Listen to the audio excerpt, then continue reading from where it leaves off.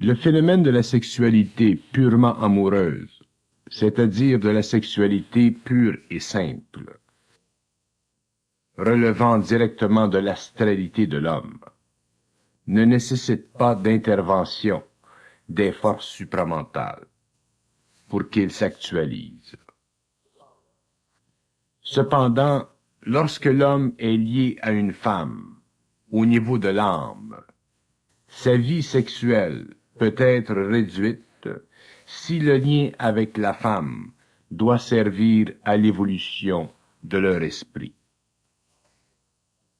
Tant que l'homme et la femme ne vivent qu'un lien astral, lien qui n'est pas fixé par l'échange vibratoire de deux âmes, pour une évolution supérieure, il n'y a pas de problème sur le plan de la sexualité naturelle.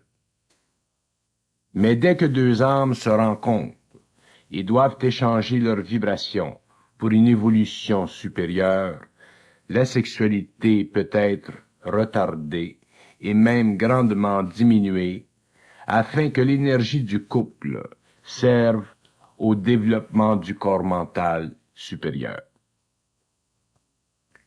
Si deux âmes se rencontrent pour une évolution vers le mental supérieur, tel qu'il en est le cas aujourd'hui chez plusieurs couples, le couple doit éventuellement substituer l'amour passionnel astral et l'élever au niveau de l'amour mental, c'est-à-dire de l'amour de l'âme. Au niveau de l'amour de l'âme, les forces de l'amour astral, de l'amour passionné, sont brisées, c'est-à-dire réduites parce que ces forces ne sont pas du domaine de l'esprit, mais du domaine de l'ego. Si deux âmes se rencontrent pour une évolution supérieure, l'ego, lui, ne le sait pas au début, mais l'apprendra avec le temps.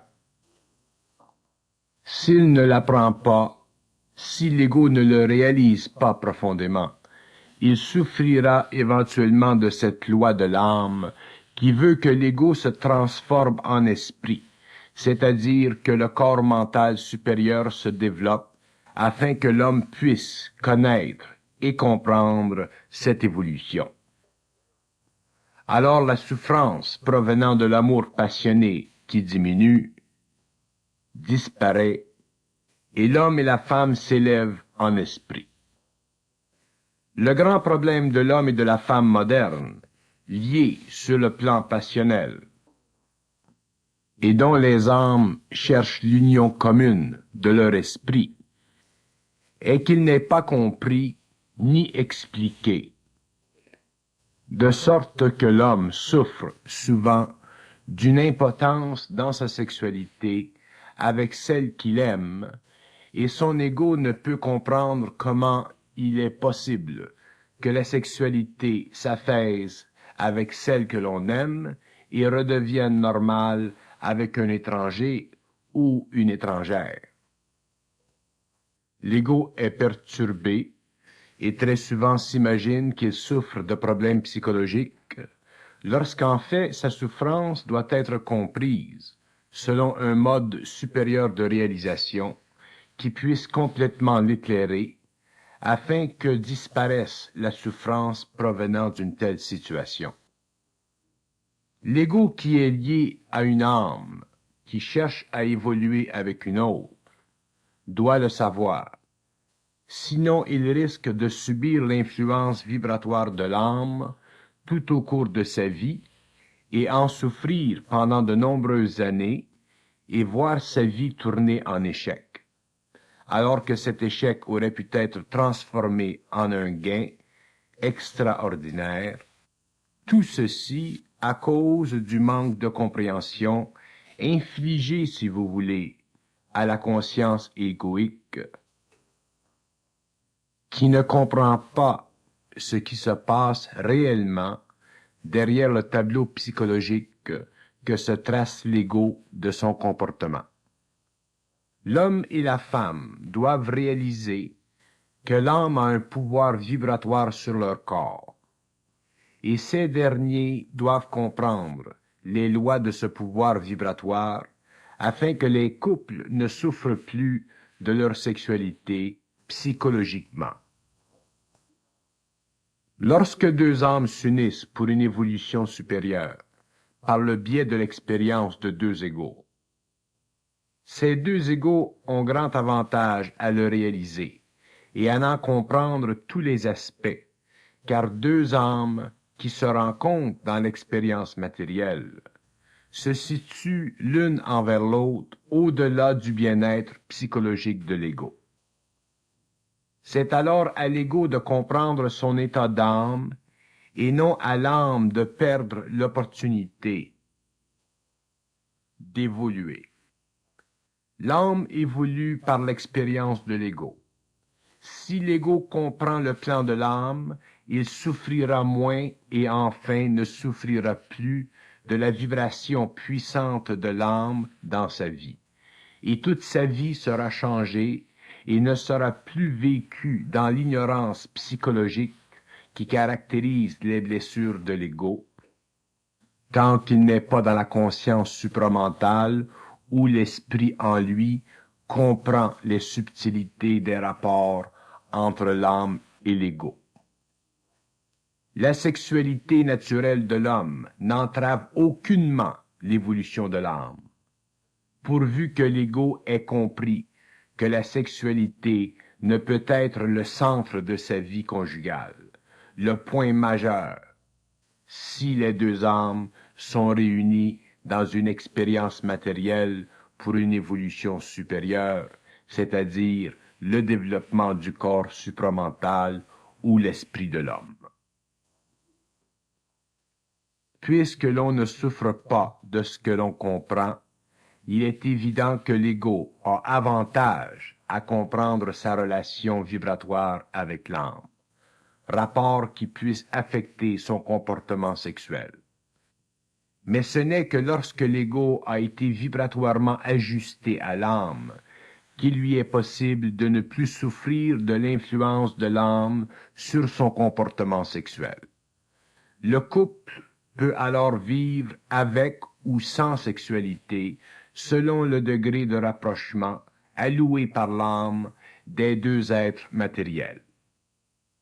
Pour qu'un homme et une femme évoluent vers une conscience supérieure, il est nécessaire à un certain point, au cours de l'évolution des deux âmes, qui recherchent une expérience évolutive commune, que la sexualité naturelle soit fixée par l'âme, car c'est elle qui désire l'évolution, et c'est selon son désir que doit se comporter l'ego. Or, si l'ego est suffisamment attentif à l'intelligence universelle en lui, cette intelligence lui expliquera son rapport avec l'énergie de l'âme, et l'ego ne souffrira pas de sa vibration et de son influence sur son comportement sexuel. Mais si l'ego s'entête dans sa sexualité amoureuse et ne veut pas lâcher prise, il en souffrira car l'âme a des desseins qui demeureront inconnus. C'est alors que les rapports dans le couple peuvent se détériorer, car si l'homme aime sa femme et qu'il ne comprend pas, et qu'elle aussi ne comprend pas, l'influence de l'âme sur leur sexualité, la vie sexuelle peut être une source de conflits interminables. L'ego peut ignorer ou ne pas connaître l'existence de cette loi de l'âme, mais ceci ne change en aucune façon son lien avec elle. Si l'âme doit se rapprocher au cours de l'évolution matérielle d'une autre âme, elle fera tout en son pouvoir pour éteindre ce qui nuit à ce rapprochement, car l'âme évoluée cherche à amplifier dans la vie matérielle son pouvoir sur l'ego, c'est-à-dire son pouvoir vibratoire, afin que l'ego grandisse en esprit et devienne pour elle le véhicule parfait.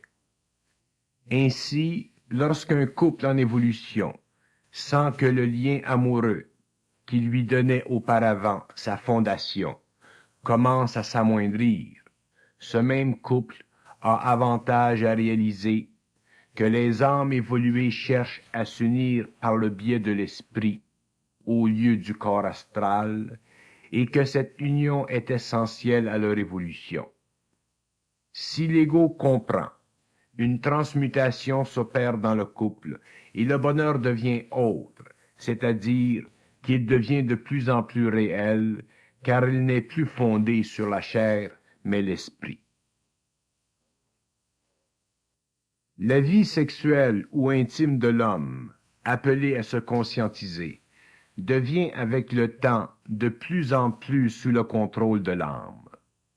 C'est-à-dire que là où, auparavant, l'ego suscitait en lui-même l'énergie sexuelle selon son corps de désir, ce même ego, conscientisé, perd le pouvoir libre de sa sexualité afin que l'âme en contrôle l'événement. Cette perte du pouvoir libre sur sa sexualité inquiète l'ego au début, car il ne sait pas toujours en expliquer la raison. Dans la vie de couple, où deux êtres sont en évolution conjointe vers le supramental, le problème est moins onéreux. Mais là où un seul partenaire supporte le poids de l'expérience aux dépens de l'autre, une telle situation peut créer un climat difficile chez le couple. C'est pourquoi celui qui sait et qui comprend doit s'appuyer sur son savoir intérieur et ne pas trop souffrir de la situation intellectuellement, c'est-à-dire psychologiquement. Tandis que l'autre partenaire, avec le temps, sera amené à réaliser la situation de celui qui est en évolution vers le supramental. Si ce dernier, par contre, ne sait comprendre et accepter une telle situation, les événements liés à une telle expérience serviront opportunément l'âme qui cherche toujours à rapprocher l'ego d'elle-même. La sexualité humaine inconsciente représente une grande part de l'activité de l'âme à travers l'ego. Mais elle représente aussi un frein à la participation directe de l'âme dans l'ego, lorsque ce dernier peut difficilement voir au-delà de la sexualité purement astrale. La sexualité est devenue trop importante dans la vie de l'homme, et son importance n'a pas de rapport profond avec son bien-être réel. Alors que la sexualité en elle-même représente le point terminal de l'énergie vibratoire dans l'homme, ce dernier, à cause de son corps de désir surexcité, a créé des liens trop puissants avec lui-même aux dépens de l'âme. Maintenant que la vie emporte l'homme vers de nouvelles étapes d'évolution et de conscience, l'âme projette la domination éventuelle de l'ego, et ce dernier se verra vexé dans une expérience qu'il a toujours considérée au-delà de son importance naturelle. Beaucoup d'êtres spirituels croient que la sexualité entrave la spiritualité. En effet, elle retarde la spiritualité. Mais comme la spiritualité est aussi une autre forme d'illusion nécessaire à l'évolution de l'homme, elle n'entrave rien. C'est l'attitude de l'homme envers la sexualité qui retarde le contact vibratoire entre l'âme et l'ego, et non la sexualité en elle-même. Ce point est de grande importance. L'ego doit apprendre à se détacher psychologiquement des formes qui caractérisent l'expérience sexuelle. Il doit apprendre à vivre sa sexualité vibratoirement et non psychologiquement. C'est pourquoi l'âme, dans son contact avec l'ego, le force à lâcher prise, afin que ce dernier comprenne que l'importance qu'il donne à la sexualité est une importance égoïque fondée sur l'insécurité de l'ego. L'énergie sexuelle doit descendre dans l'homme et ne pas subir l'influence de la part de l'ego. Ceci est important car lorsque l'homme est conscient, c'est la partie supérieure de lui-même qui régit sa vie et non la partie inférieure animale. Le couple qui se conscientise, dont le corps supramental est en évolution, doit apprendre à vivre sur le plan intime selon la vibration qui les anime. Cette vibration augmente avec le temps, devient de plus en plus perceptible et devient de plus en plus évidente. L'âme régit l'homme et la femme, et ces derniers ne souffrent plus d'une sexualité ralentie par rapport à son allure effrénée vécue dans le passé. Alors que dans le passé, la vie intime dépendait beaucoup de l'attitude personnelle d'un conjoint vis-à-vis lui-même et l'autre, la nouvelle vie intime ne dépend que du rapport vibratoire établi par l'âme par le biais des deux égaux, de plus en plus harmonisés sur le plan de l'esprit. Autant auparavant, l'harmonie sexuelle était importante pour l'équilibre du couple, autant maintenant, l'harmonie de l'esprit a remplacé l'autre. Et le couple qui dépendait d'une harmonie sexuelle et psychologique, maintenant ne dépend que de l'esprit. La vie intime du couple conscientisé s'oriente de plus en plus selon la vibration de l'âme.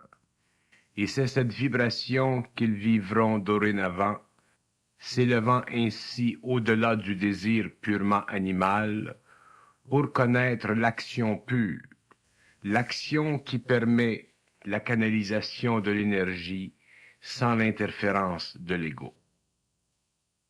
Lorsque la vie intime ou sexuelle sera libérée des formes et des sentiments qui lui servent de tremplin, la sexualité redeviendra naturelle, c'est-à-dire que l'âme aura une fois pour toutes le contrôle sur l'évolution et la propagation de la race. Le problème de la sexualité est grave chez l'homme, car ce dernier enfreint les lois de l'âme. Il en résulte sur la planète une surpopulation qui risque de créer des problèmes très graves dans les pays pauvres. Le couple ascendant vers le supramental intériorise sa conscience de plus en plus, de sorte que la vie intime perd l'importance qu'elle a au cours de l'évolution, car la perspective de vie change totalement, de sorte que la vie intime du couple s'altère du point de vue psychologique. Cette altération coïncide de plus en plus avec un niveau de conscience supérieur qui désengage l'ego dans son expression sexuelle et le libère du fardeau psychologique de cette expérience mal vécue et mal comprise. Tant que la sexualité est vécue sans obstacle, le couple n'en souffre pas.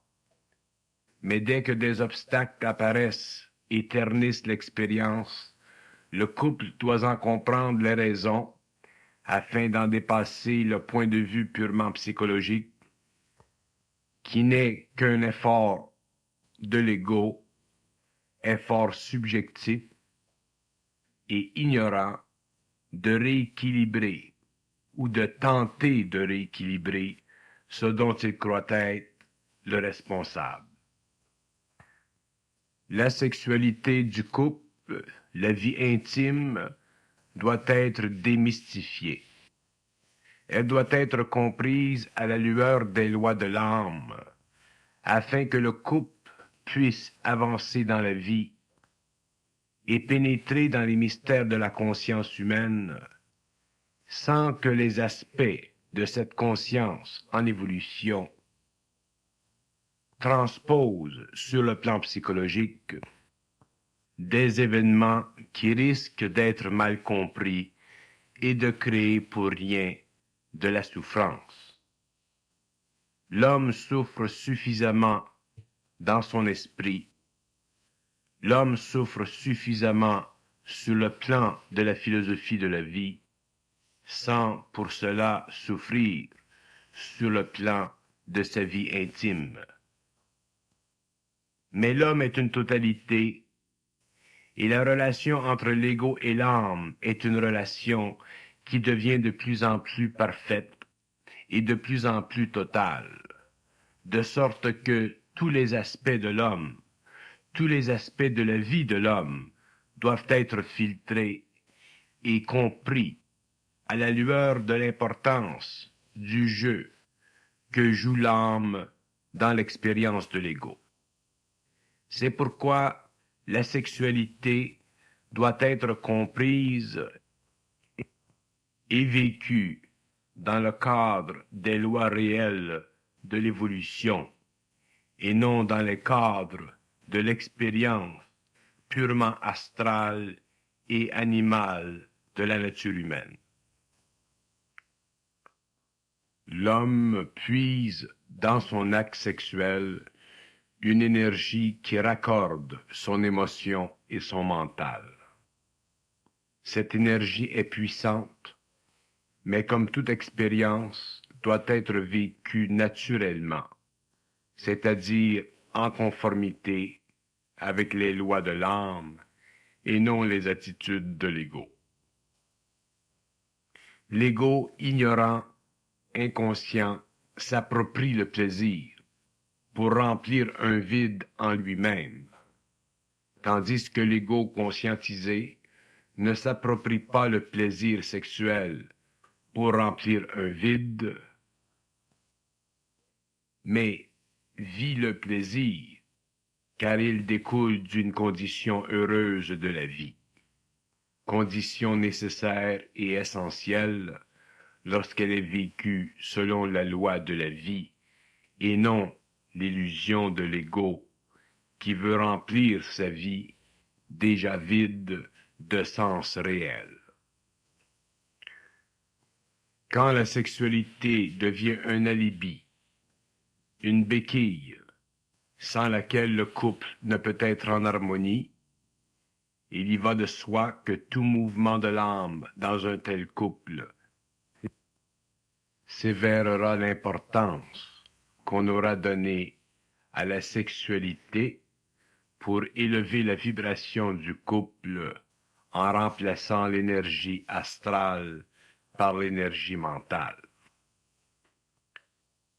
L'âme a ses raisons et souvent, l'homme ne comprenant pas les raisons de l'âme à cause de son inconscience, ne voit pas pourquoi elle agit de telle ou telle façon.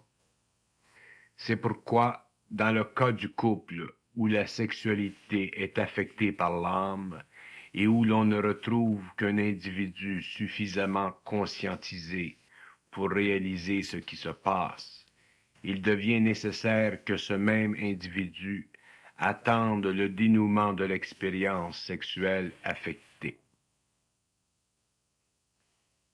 Il se peut que l'âme se serve de cette expérience pour rapprocher l'autre partenaire d'elle-même, ou qu'elle se serve de l'expérience pour amener l'un à reconnaître quelque chose de neuf dans l'autre. Il se peut aussi, si l'un des conjoints est insuffisant dans son évolution, que l'âme se serve de la situation pour forcer chez lui une expérience douloureuse qui l'amènera plus tard à se conscientiser. Mais quelle que soit la raison de l'âme, celui qui comprend la nature de l'influence de l'âme dans la vie intime doit apprendre à attendre patiemment que son partenaire aussi découvre ce qu'il a à découvrir. Une fois que cette compréhension est bien établie, le partenaire conscient se sentira soulagé et souffrira de moins en moins de l'expérience personnellement. Lorsque deux âmes s'unissent dans l'expérience matérielle, le but de leur union dans la matière ne peut être retardé par les conditions de l'ego ou des égos qui forment le couple. Et dans le cas de la sexualité humaine, le rapprochement de deux âmes, selon le plan de vie de ces deux âmes pour l'ego, est effectivement relié à une dimension occulte et ne peut être comprise que lorsque l'homme et la femme sont suffisamment conscientisés pour que s'engendre dans leur esprit l'intelligence universelle de ce plan. Voilà la raison pour laquelle il y va de l'harmonie d'un couple, de bien comprendre ce qui se passe en eux, lorsque l'âme se rapproche des égaux et tente de les unir sur un plan supérieur de vie mentale. Puisque l'homme croit énormément à l'importance de la sexualité, il est normal que l'âme s'attaque à cette expérience pour lui faire reconnaître sa présence. Tant que l'homme n'est pas touché dans sa sexualité, le côté profond de son ego est protégé par l'oubli total d'une autre présence en lui. Mais lorsque cette présence se fait sentir, l'ego n'a pas de choix que de réagir, car il est touché dans le secret de son être, dans le profond de son autonomie biologique. Or, la réalisation que même l'autonomie biologique peut être suspendue par une force intérieure le bouleverse et le transforme. L'homme conçoit plus facilement que son esprit soit touché par les forces intérieures, qu'il ne conçoit que ces mêmes forces puissent engendrer en lui ce qu'il croit être l'impuissance sexuelle. Et pourtant, les forces de vie, qu'elles passent par le mental, ou l'émotif, ou le vital, sont toujours les mêmes forces. C'est l'ego de l'homme qui divise l'homme et lui fait croire à une autonomie, à un libre arbitre, même à un libre arbitre sexuel. Lorsque l'homme se conscientise, il s'aperçoit que le libre arbitre est impuissant dans sa sexualité, car les forces proviennent de plus haut que lui. S'il comprend l'origine des forces intelligentes et leur activité sur les plans qui déterminent sa nature humaine, il peut plus facilement voir et concevoir que ce qui est en haut est en bas. Il lui est alors plus facile de lâcher prise au niveau de son ego et commencer à grandir dans une nouvelle conscience qui établira chez lui de nouvelles règles de vie, où le passé n'aura plus de parallèle avec l'avenir. Au lieu de se décourager, il sera rempli d'une vision nouvelle et d'une compréhension plus claire de ce qui se passe en lui et pourra ainsi vivre sa vie d'une façon qui s'harmonise avec l'intérieur, même au prix d'une perte apparente qui n'est en fait qu'une nouvelle adaptation de la vie consciente dans un corps matériel.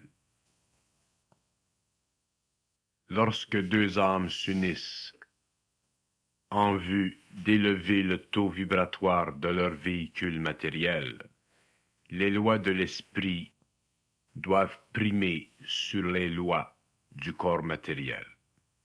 Si l'ego, à cause de son orgueil et de sa vanité, ne perçoit l'activité de l'âme, il souffrira de cette activité et son caractère naturel, au lieu de s'enrichir, se ternira. Par contre, si l'ego apprend à reconnaître en lui l'activité intérieure, même dans le domaine de l'expérience intime, il sentira un allègement de sa condition humaine, car son activité sexuelle, au lieu de forcer en lui le passage de l'énergie, la canalisera, et toute énergie canalisée, c'est-à-dire conscientisée, élève le taux vibratoire de l'ego et rend l'homme ou la femme plus sensible à tous les niveaux de son expérience. Autant le mental est important en tant que canal, autant l'émotif et le vital sont importants. Mais dès que l'ego fait interférence avec la canalisation d'un plan ou d'un autre, il retarde son évolution, quel que soit son désir spirituel, car l'évolution est un phénomène d'énergie et non un phénomène de forme spirituelle. C'est pourquoi la sexualité vécue consciemment est une des grandes portes de l'évolution. Car là où l'ego dominait en force auparavant, il vivra passivement, c'est-à-dire de façon non égoïque dans l'avenir. Mais il doit être préparé à comprendre, afin de ne pas souffrir de ce qu'il ne comprend pas. Tout doit être compris chez l'homme. Voilà pourquoi l'homme d'aujourd'hui jouit de possibilités qui étaient auparavant retenues. Ceux qui ont de la difficulté à adapter une vie de conscience à une vie intime sont encore prisonniers des formes dans leur esprit. Ce n'est pas du domaine de l'ego d'altérer les courants d'énergie qui doivent passer par ses centres. C'est l'âme qui doit contrôler le flux de ces énergies. Mais si l'ego, à cause d'une trop grande sensibilité spirituelle, cherche à contrôler les forces en lui, il altérera son caractère et fera interférence avec l'âme.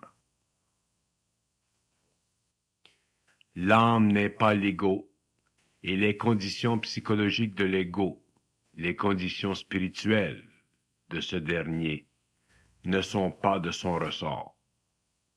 Ce n'est que lorsque l'ego a suffisamment avancé dans la conscience totale qu'il s'aperçoit combien l'âme est au-dessus de ses conceptions. Voilà pourquoi le couple doit vivre sa vie telle qu'elle lui est présentée, sans impliquer l'ego, surtout dans le domaine de la vie intime, si cette dernière n'est pas affectée par l'âme. Par contre, si retenue il y a, le couple verra que toutes les illusions de l'importance de leur sexualité disparaîtront au fur et à mesure que se construira en eux un centre mental supérieur. Ceux qui craignent perdre leur conjoint à cause d'une retenue des énergies sexuelles souffriront de leur crainte tant qu'ils n'auront pas stabilisé leur mental et leur émotivité face à cette situation.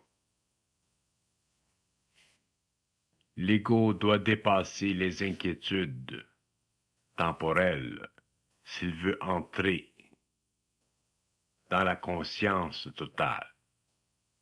Et ce n'est qu'au cours de telles expériences qu'il s'aperçoit que de nombreuses inquiétudes étaient au nombre des souffrances qu'il devait connaître, afin que s'installe en lui la conscience permanente. Il y a toujours un prix à la conscience. Le couple qui se conscientise ne doit pas s'inquiéter de sa sexualité. Ce même couple doit comprendre que les changements dans la vie produits par la pénétration des énergies de l'âme sont essentiels et nécessaires. Si ce couple, à cause du contact interne, peut établir communication avec l'intelligence en eux, ce même couple peut facilement comprendre les conditions de ces changements. Et à partir de cette compréhension qui les informe, le couple peut relaxer psychologiquement et ne pas s'inquiéter et ne pas chercher à se donner le blâme. Deux êtres qui se conscientisent doivent avoir une conscience suffisamment objective pour reconnaître que dans un et dans l'autre, des changements s'opèrent et que les aspects de la vie, tels la sexualité, au-dessus de l'activité de l'âme. L'âme est dans l'homme, l'âme doit tout contrôler dans l'homme par vibration. Voilà ce qui est la conscience. Il s'agit à l'homme au niveau de son ego de vivre de plus en plus dans cette conscience afin d'en comprendre les mécanismes et afin de libérer dans son mental, dans son émotif et dans son vital des forces qui sont de plus en plus équilibrées, de plus en plus harmonisées, de sorte que, avec le temps, la personnalité, l'ego et l'âme deviennent un. Évidemment, la sexualité chez l'homme, telle qu'elle lui a été enseignée, telle qu'il l'a vécue, telle qu'il l'a comprise, est une sexualité inconsciente. Mais l'homme conscient ne peut pas vivre une sexualité inconsciente, parce que la conscience enveloppe tout son être, et la conscience équilibre tous ses corps, de sorte qu'il est normal que chez l'homme qui se conscientise, chez le couple qui devient de plus en plus équilibré intérieurement, que la sexualité soit affectée et que la sexualité avec le temps se transforme et devienne autre. Un très grand nombre de personnes ont cru, à cause de leur spiritualité et à cause des effets du rapprochement de l'âme avec l'ego, que la sexualité est une activité qui va à l'encontre des desseins de l'âme. Ceci est une grave erreur, parce que l'homme est constitué d'une certaine façon, et ce dont il est constitué fait partie de la création de l'homme.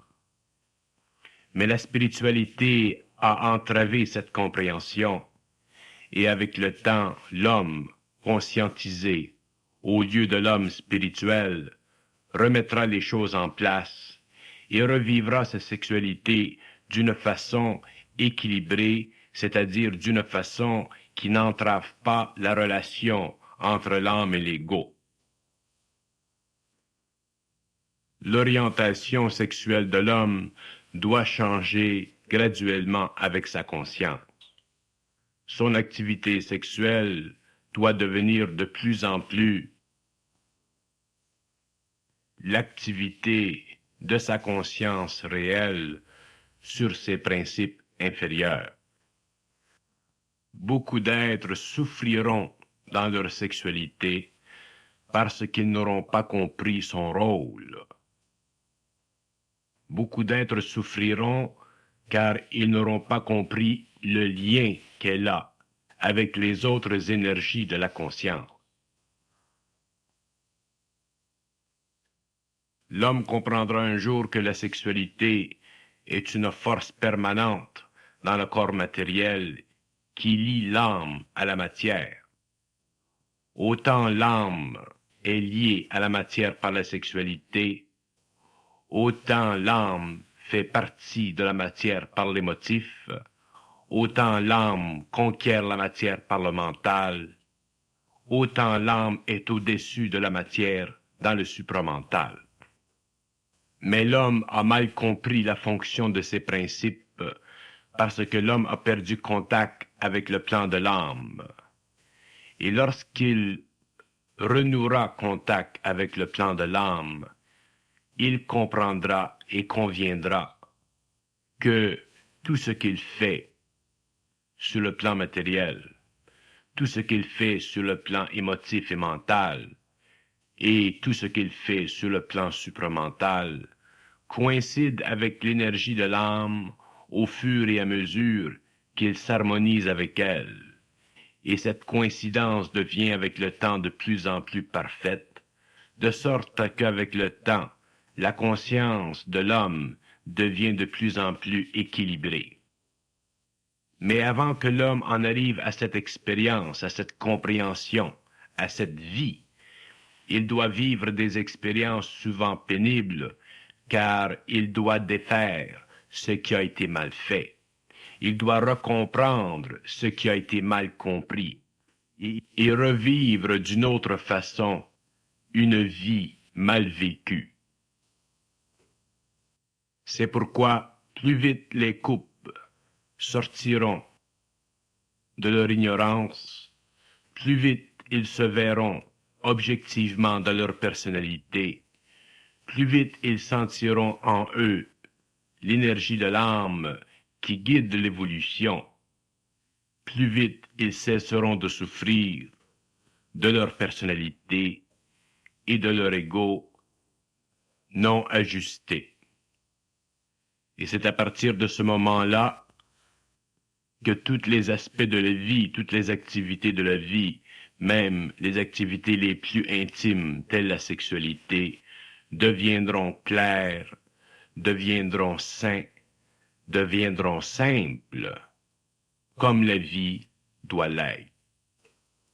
L'homme d'aujourd'hui a l'occasion, l'opportunité de comprendre par des moyens qui sont au-delà de son ego. Si son ego et sa personnalité s'unissent, l'expérience devient profonde, réelle et totalement compréhensive, permettant à l'ego et à la personnalité de s'harmoniser, permettant au couple de devenir un à un autre niveau et permettant à l'homme et à la femme de vivre une vie sur tous les plans en parfaite harmonie. Mais l'ego doit mettre de côté ses conceptions personnelles, ses conceptions antiques, ses conceptions souvent fondées sur un corps de désir qui est au service des sens et non au service de l'âme. Que l'homme et la femme apprennent à être patients l'un envers l'autre dans leur expérience sexuelle nouvelle.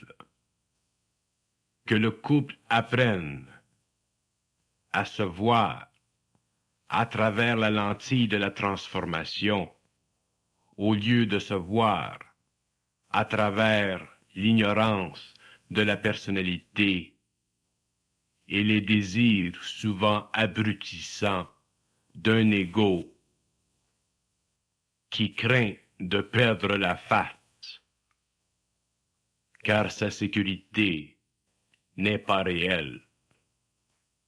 Or, si vous vous apercevez qu'il y a diminution chez vous de l'activité sexuelle, chez vous ou chez votre conjoint.